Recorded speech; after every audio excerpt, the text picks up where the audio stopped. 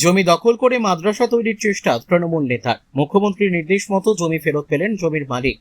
এক ব্যবসায়িক জমি দখল করে তৃণমূলের রাজনৈতিক প্রভাব খাটিয়ে মাদ্রাসা তৈরি করার চেষ্টা করছিল তৃণমূল নেতা। তৎকালীন তৃণমূল সরকারের আমলে স্থানীয় থানা সহ বিভিন্ন প্রশাসনিক দপ্তরে জানিয়েও কোনো সুরাহা পাচ্ছিল না আব্দুল রউফ বৈদ্য নামের এক ব্যক্তি।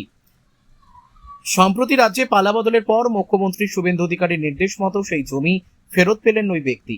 2024 সালে বসিরহাটের গোটরা গ্রাম পঞ্চায়েতের লক্ষণকাঠি এলাকায় আব্দুল রউফ বৈদ্য নামে এক ব্যক্তির 5 শতক জায়গা তৃণমূলের রাজনৈতিক প্রভাব খাটিয়ে দখল করে নেয় গোটরা গ্রাম পঞ্চায়েতের তৃণমূলের উপপ্রধান আবু রায়হান বৈদ্য। জোর করে দখল করে নেয় সেই জায়গায় অবৈধভাবে মাদ্রাসা তৈরি করার চেষ্টা করে উপপ্রধান।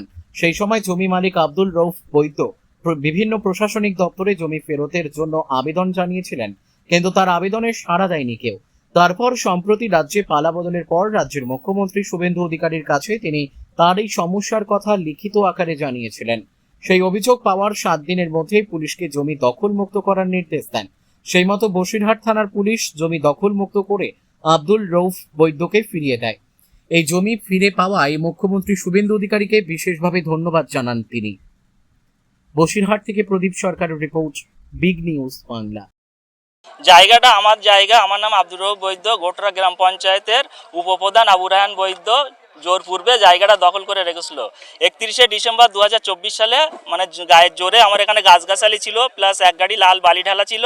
সেই বালিগুলো হুড়িয়ে দিয়ে গাছগাছালিগুলো কেটে কিছু মোস্তান বাহিনী নিয়ে পুরো জায়গাটাকে দখল করে রেখেছিল। তারপরে আমার এই জায়গাটাকে মানে আমার নামে আমাকে মারধর করে, প্লাস আমার এই জায়গাটাকে মানে নামকরণ চেঞ্জ করে ফেলেছে। রায় তো ছিল সেটাকে মানে খুব মানে ক্ষমতাশীল মানে এ করে উপর থেকে এ করে চাপ দিয়ে মানে প্রেশার দিয়ে জায়গাটার নাম পরিবর্তন করেছে। তারপরে বিগত যে আগামী যে সরকার ছিল সেই সরকারের কাছে আমরা স্টেপ নেই, কোনো স্টেপ পাইনি, কোনো আমাদের হেল্প করিনি। এমনকি মানে আমাদের কোনো কেস নেইনি। আমরা হচ্ছে এফআইআর করেছিলাম, এফআইআর কোনো মানে এফআইআরটা জমা নিয়েছিল বটে, কোনো হচ্ছে মানে সহযোগিতা করিনি। তারপরে সরকার চেঞ্জ হয়ে যাওয়ার পরে এই সরকারকে আমরা অসংখ্য ধন্যবাদ জানাই। এই সরকার চেঞ্জ হয়ে যাওয়ার পরে আমরা হচ্ছে এফআইআর করি, প্লাস হচ্ছে আমাদের মুখ্যমন্ত্রী শুভেন্দু অধিকারীকে অসংখ্য ধন্যবাদ জানাই। মানে আমরা চিঠি করার পরে 1 সপ্তাহের ভিতরে আমাদের স্টেপ নেয় থানাকে। তারপরে আমাদের জায়গা, আমার ভাই আব্দুর রউফ বৈদ্যর জায়গা, এনার পৈতৃক জায়গা। যেহেতু আমাদের উপপ্রধান আবু রায়হান বৈদ্যর পিছনে জায়গাটা ওনার, তার জন্য ক্ষমতার বলে উনি উপপ্রধান হওয়ার পরে ক্ষমতার বলে আমাদের জায়গাটা জোর করে দখল করে নিয়েছিলেন। হ্যাঁ, আমরা ক্ষমতা বলে উনি তৃণমূল সরকারের ছিলেন, উপপ্রধান ছিলেন, মানে সব কিছু আমাদের এমনকি শ্রেণী পরিবর্তনও করে ফেলেছে।